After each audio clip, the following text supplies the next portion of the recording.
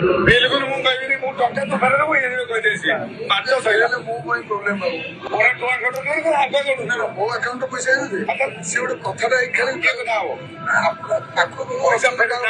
ତାକୁ ତେଲ ମାରି କଥା ହେଉନି ପଇସା କେବେ ସିଧାରେ ଆସିନି ସେ ସବୁ ନାହିଁ ତମେ ପଇସା ଫେରେଇ ଦିଅ ସଇଲା କଥା ଆମେ ଆମର କଥା ହବୁ ଆମେ ଆମର କଥା ହବୁ ଅସୁବିଧା ନାହିଁ ମୋର ଅସୁବିଧା ହେଲେ ଆମେ ଅଛୁ କିଛି ଅସୁବିଧା ହବନି ତମକୁ ତ କହିଲି ପଇସା ଫେରା ହବ କଥା ହବୁ ଶୁଣ ଆମର ଯଦି ଥିଲା ମୁଁ ବଞ୍ଚିଛୁ ମାର୍କେଟ ସେଟା ଆମର ଯେଟା ନାହିଁ ଆମ ଟିମ୍ ଗୋଟେ ଦିନ 100-200 ଟଙ୍କା ସିଧା ଆପଣ ତାକୁ ଭଲ କହିବ ଟଙ୍କା ଦିଆହଉଛି ତାଙ୍କର ଟଙ୍କା ନେଇଯିବ